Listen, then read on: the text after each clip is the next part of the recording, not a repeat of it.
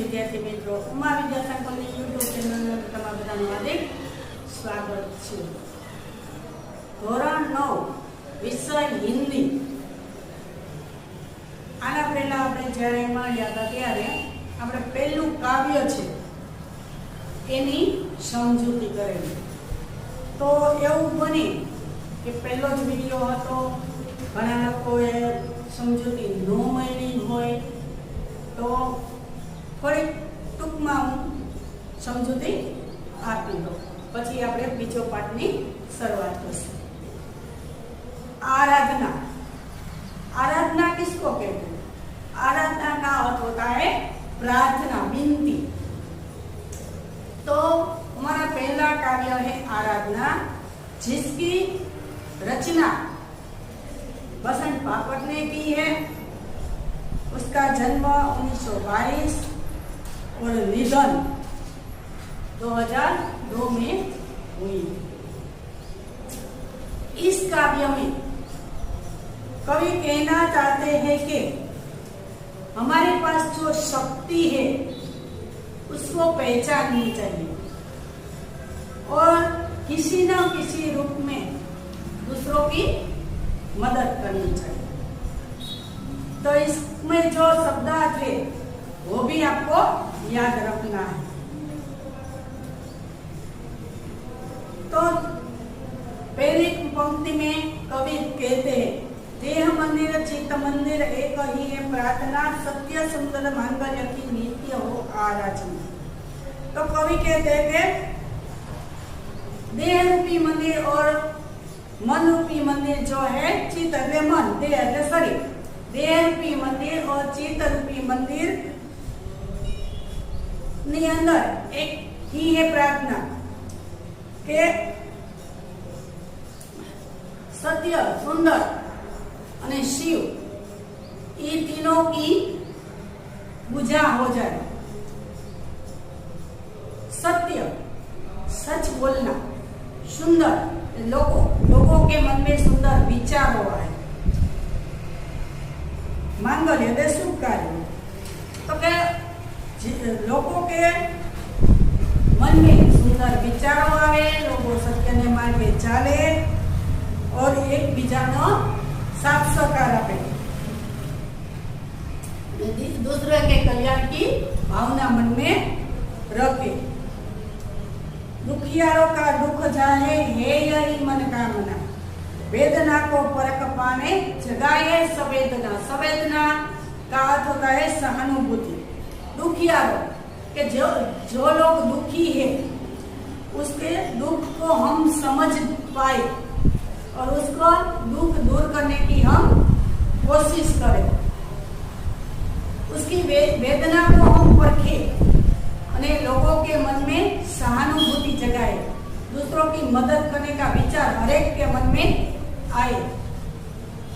जो हम लोग जो दुखी लोग है उसकी दुख को हम समझेंगे, उसकी मदद करेंगे, तो क्या होगा कि सब लोग सुख की ओर आगे बढ़ेंगे।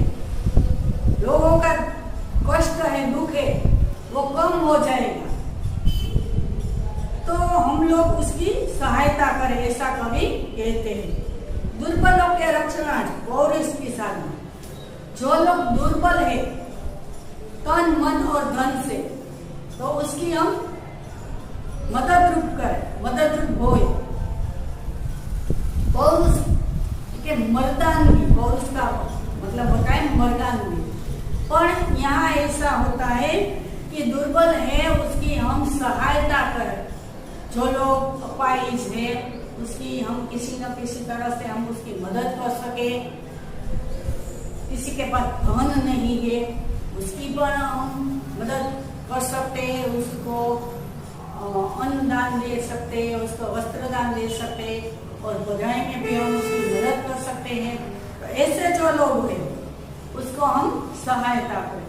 और होता है कि कोई किसी निर्दोष को परेशान करता है तो हम उसकी सहायता करके सामने वाले को पराजित करते हैं।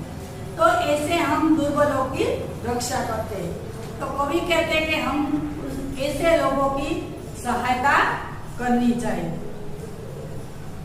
जीवन में नव तेज हो अंतरंग में गाऊं, लोगों के जीवन में नया प्रकाश फैलाए, उन्नति की ओर प्रगति करे, अच्छे अच्छे विचार आए, ऐसी कवि के अंतर हृदय की भावना है। हमारे मन में भी ऐसा भाव होने चाहिए कि हम लोग दूसरों की मदद करें, उसके प्रगति में सहायता करें। सुंदरता की आशा व मानवता की ओर उपासना, ऐसा करेंगे तो हम लोगों के मन में सुंदर विचारों प्रकट करते हैं और मानवता हम दिखा सकते हैं, हमारे मन में मानवता उपजा सकते हैं। जब किसी न किसी रूप से हम दूसरों की मदद करते हैं तब हम मानवता की ओर आगे बढ़ रहे हैं, ऐसा कह सकते हैं। शौर्य पाए, धैर्य पाए, यही है अभ्यर्थना। शौर्य એટલે કે શૂરતા, शूरता है, बहादुरी है, धैर्य पाए, धीरज होनी चाहिए। हमें किसी का सामना करने हो तो हमारे में धीरज भी होनी चाहिए। ऐसा कह सकते हैं कि कोई काम जल्दी जल्दी में करते हैं हम तो वो काम बिगड़ सकता है, तो हमें धीरज से काम लेना चाहिए और हमारे में बहादुरी भी होनी चाहिए। ऐसी ही कवि की प्रार्थना है। धैर्य से और बहादुरी पूर्वक हमें दूसरों की मदद करनी चाहिए। भेद सभी अस्त होए, वेर और वासना, तब क्या होगा कि एक दूसरे के मन में जो भेदभाव है, ऊंच नीच, जाति पाति, गोरे काले, ऐसा जो एक दूसरे के मन में जो भेदभाव है वो जब नष्ट होंगे, भाईचारा की भावना से हम रहेंगे, तब एक दूसरे की वेर और वासना समाप्त हो जाएगी। तब सब लोग एक दूसरे के साथ भाई भाई के साथ रहते होंगे। मानवों की एकता की पूर्ण हो गया, तो कवि की जो विश्व बंधुत्व की भावना है वो पूर्ण होगी। मुक्त हम चाहे एक ही बंधुता की कामना, उसी तरह इसलिए हम पूरे देश में बंधुता की भावना से शांति पूर्वक हम देश में बसवाट कर सकेंगे, लोगों के मन में जरा भी डर नहीं होगा।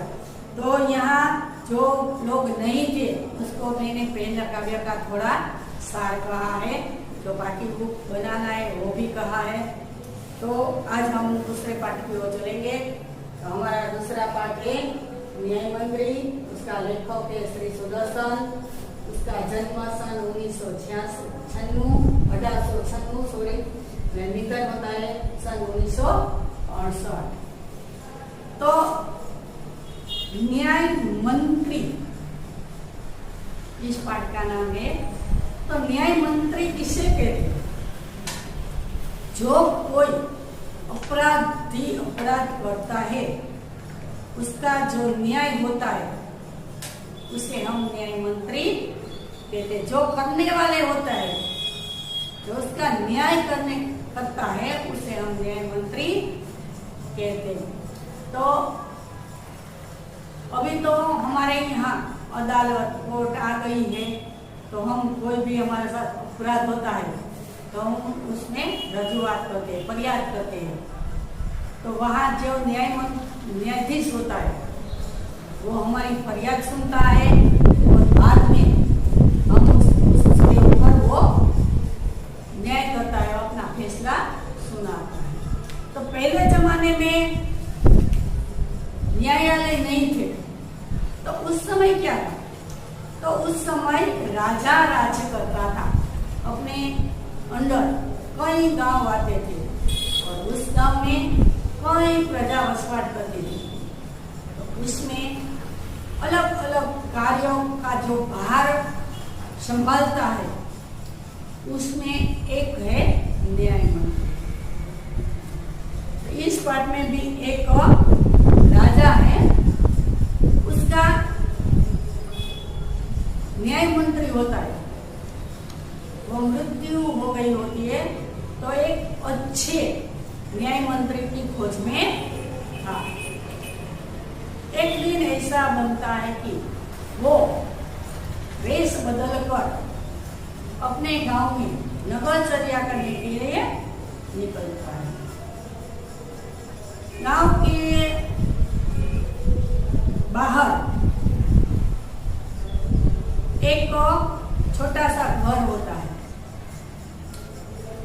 तो उस जो रात हो गई होती है तो उसको रात गुजारनी होती है। राजा वो तो वेश बदल कर आया था।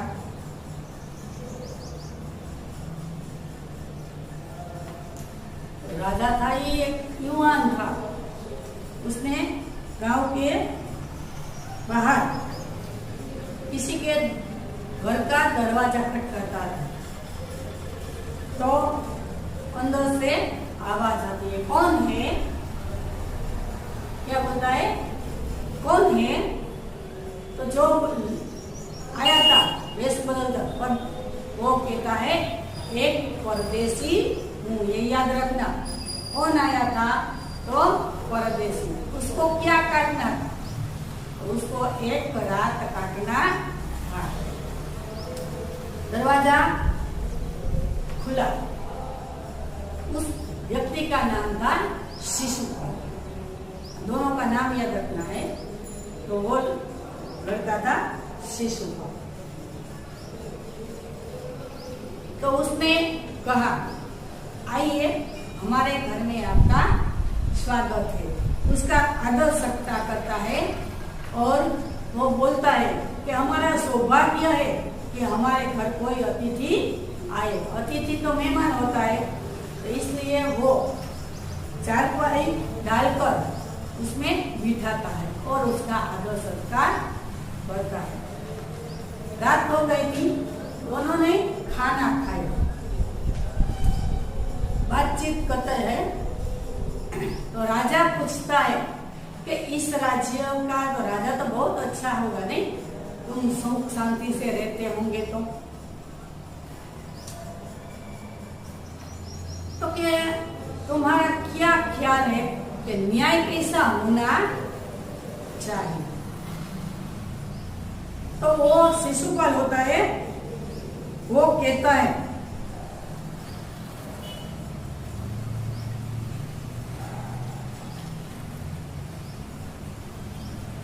वो लोग देश की अव्यवस्था में बात कर रहे हैं। तो शिशुपाल कहता है, आजकल न्याय में बहुत अन्याय हो रहा है, किसी को अच्छी तरह से न्याय नहीं मिलता है।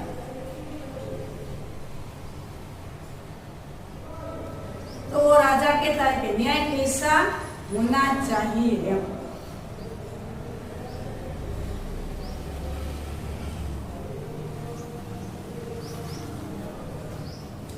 तो कि किसी निर्दोष को सजा न मिले और कोई अपराध से गुनाह से सजा पाने से बच न जाए, ऐसा न्याय होना चाहिए। राजा ने बोला, ये इतना अच्छा न्याय करना तो मुश्किल है।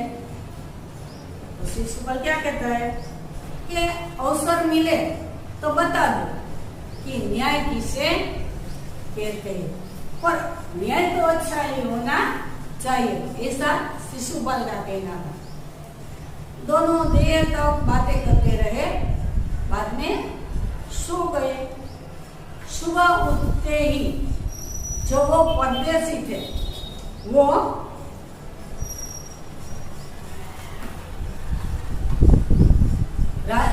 शिशुपाल का आभार मानकर चला जाता है।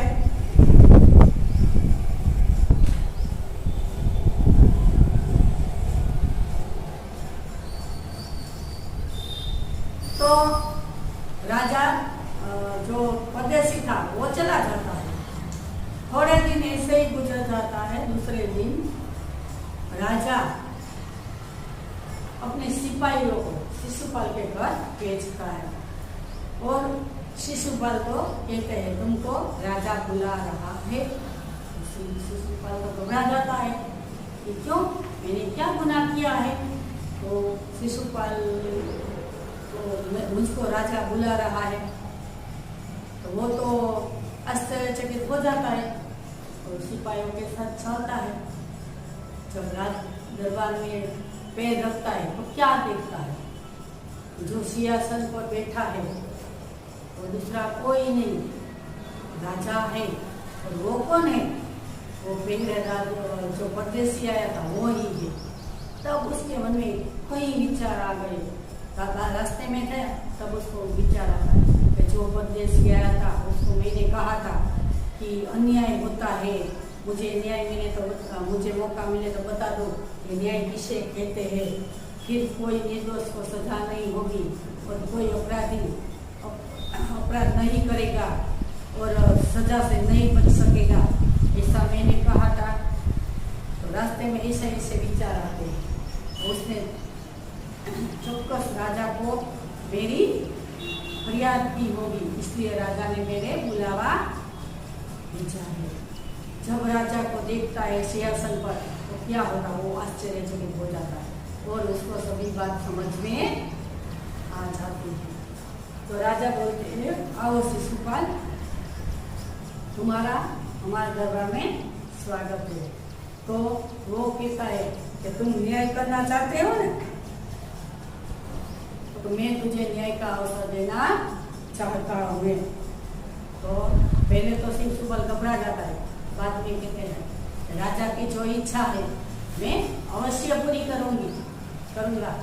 तो उसको निशानी के रूप में एक राजमुद्रा दी जाती है, अंगूठी। राजमुद्रा का मतलब होता है अंगूठी, जो निशानी के तौर पर होती है कि हमारे यहाँ कौन कौन से काम करते हैं उसको एक निशानी दी जाती है। तो राजा की जो मुद्रा होती है उसे राजमुद्रा कहते हैं। तो उसमें एक अंगूठी देते हैं, कल से तुम्हारा कार्यभार शुरू होता है, ऐसा कहता है। तो शिशुपाल का आभार मानकर चले जाते। शिशुपाल न्याय मंत्री बना तो गांव की व्यवस्था बहुत अच्छी हो जाती है। लोग शांति से सो सकते थे, अपना घर का द्वार खुला रखकर सो जाते, क्योंकि किसी को किसी बात की चिंता नहीं थी। क्योंकि शिशुपाल ऐसी व्यवस्था की थी कि कोई फरियाद न आए, ऐसा बहुत अच्छी तरह चलता था। थोड़े दिन हुए तो एक रात को किसी पहरेदार की हत्या हो गई और सारे गांव में बात फैल गई। शिशुपाल की तो रात की नींद उड़ गई, वो तो दिन रात अपराधी को खोजने में लगा दिया। सारे और आम तेम बाल फेंकते रहे और वो खोजता रहा।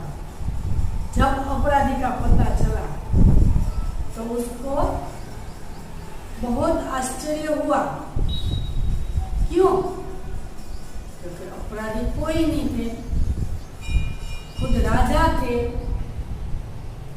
अब राजा को कैसे दंड दे सकते हैं? पुराणों में ऐसा कहा गया है कि जो राजा होता है उसको हम ईश्वर का रूप समझते हैं। ईश्वर को हम सजा नहीं दे सकते, ईश्वर का तो कोई सजा नहीं दे सकता, तो राजा को कैसे सजा दिए, ये चिंता शिशुपाल को सता रही थी। तो थोड़े दिन बाद राजा ने उसको राज दरबार में बुलाया और कहते अपराधी का पता चल गया। तो शिशुपाल कहता है हाँ। तो कौन है? राजा ने पूछा कौन है अपराधी? तो शिशुपाल अपने आदमियों की ओर इशारा करते कहता है कि पहला तो हथकड़ी राजा के हाथ में। तो राजा तो गुस्से हो जाता है और खड़ा हो जाता है, तुम क्या कहते हो, तुमको मालूम है? शिशुपाल कहता है बहुत सोच विचार करके, बहुत ताक झाक करके मैंने देखा है कि आप ही अपराधी हो, आप आपका गुनाह कबूल करते हो। तो राजा शर्मिंदा हो जाता है और कहता है हाँ। तो शिशुपाल कहता है उसके मारने का कारण क्या था? तो कि वो उद्धत था, उदंड था। उदंड है अविवेक। तो उसका बात करने का तरीका, व्यवहार अच्छा नहीं था। तब शिशुपाल कहता है कि जो वो उदंड था तो तुमने किसी को फरियाद क्यों नहीं की? तुमने अपराध किया है, तुमको तो सजा मिलनी ही चाहिए। कोई निर्दोष, कोई किसी को ऐसे नहीं मार सकता है, तो तुमको तो सजा अवश्य मिलेगी। तो सब तो देखते ही रह गया, इसने तो निडर होकर राजा को भी सजा सुना दी। तो क्या सजा होती है? तो कि मौत के बदले मौत, तुमको भी फांसी देनी चाहिए। अब पुस्तक में ऐसा कहता है कि राजा को हम ईश्वर मानते हैं, तो ईश्वर को सजा हम नहीं दे सकते। इसलिए शिशुपाल ने क्या किया कि एक सोने की मूर्ति बनवाई राजा की, उसको दंड देते और कहते हैं राजा को चेतावनी देकर छोड़ दिया जाता है। ऐसे उसने एक सच्चा न्याय किया और सब लोग उसकी तारीफ करने लगे। दूसरे दिन शिशुपाल राजा के पास जाता है और उसको जो राजमुद्रा होते हैं वो वापस कर देता है और कहता है कि मेरे से ये कार्यभार नहीं संभल सके। राजा उसकी राजमुद्रा वापस नहीं लेता और उसको धन्यवाद देता है और उसकी बहुत तारीफ करता है कि तुमने बहुत अच्छा न्याय किया। मैं राजा था तो भी मैं अपराधी था, तो किसी को ऐसे अपने अधिकारों का दुरुपयोग नहीं करना चाहिए और मुझे भी तूने सजा सुना दी, तो तुमने एक अच्छा न्याय किया है। तो आज से मैं तुम्हें न्याय मंत्री के पद से नियुक्त करता हूँ। तुमको जो राजमुद्रा वापस करने की कोई जरूरत नहीं है। ऐसे एक तटस्थ न्याय मंत्री की खोज की है, ऐसा इस पाठ में है। तो अब हम ऐसे ही एक पाठ की शुरुआत करेंगे। तो सब लोग अपनी अपनी पाठ्य पुस्तकें खोलकर रखिए। तो उसका जो लेखक है श्री सुदर्शन। हमारे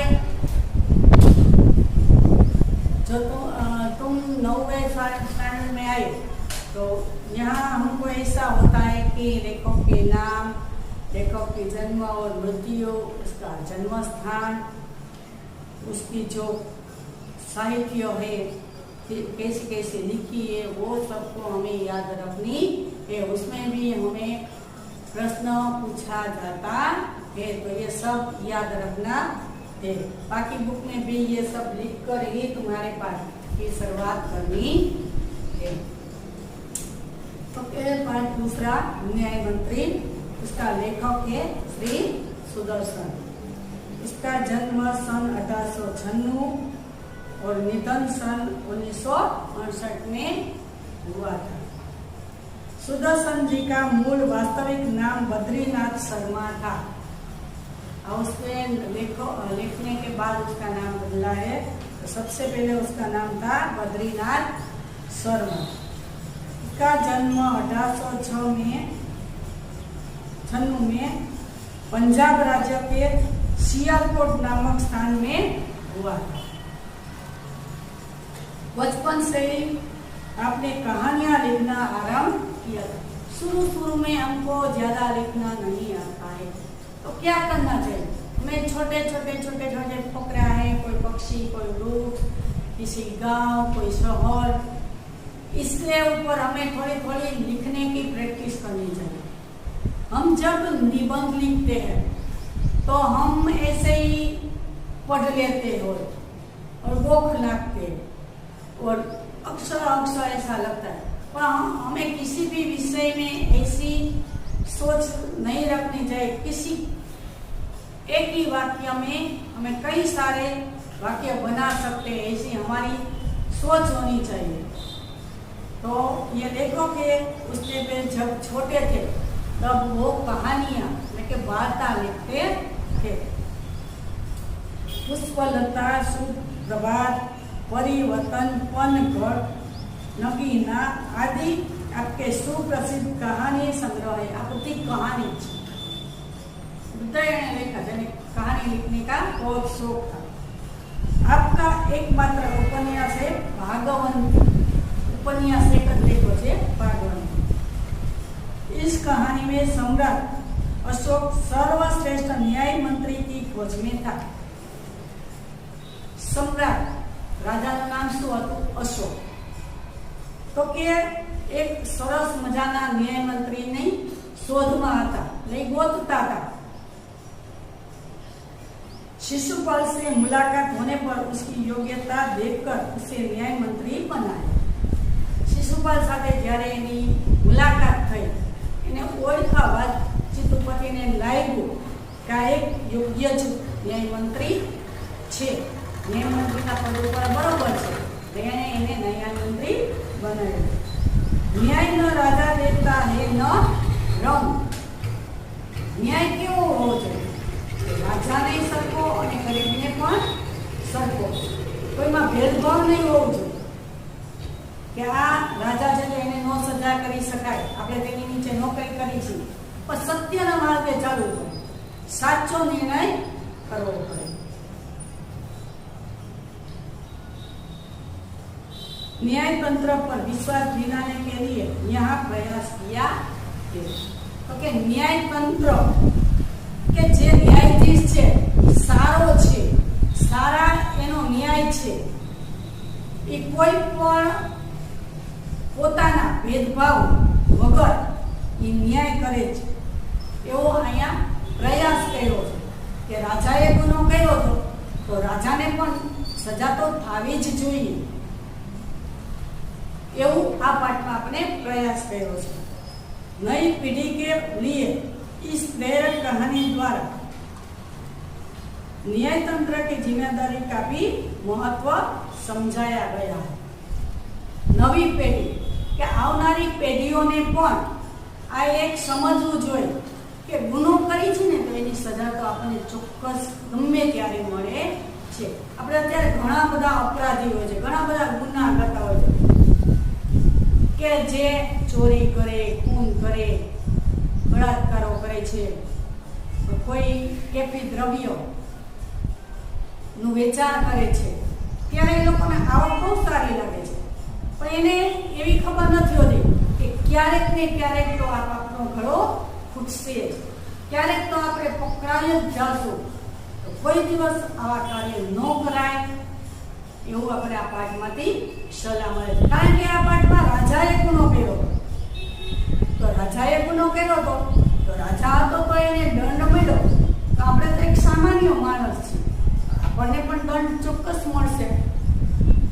તો આપણે આમાંથી એવી પ્રેરણા લેશું કે આપણે કોઈ દિવસ અવળે રસ્તે નહીં ચડીએ, સત્યના માર્ગે જ ચાલશું, કારણ કે સત્યના રસ્તા ઉપર કાયમ કાંટા જ હોય છે।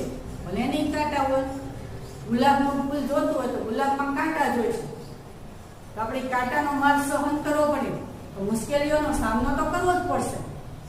કોઈ વાંધો નહીં, આપણે સારી રીતે જ ભણશું, સારી રીતે જ પાકું કરશું અને ઈમાનદારીથી જ માર્ક મેળવશું આગળ જતા।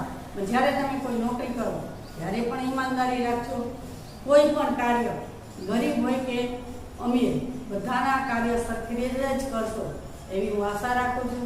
હવે પછીના નેક્સ્ટ પીરિયડમાં જ્યારે મળશું ત્યારે આ પાઠની ચર્ચા કરીશું। આભાર।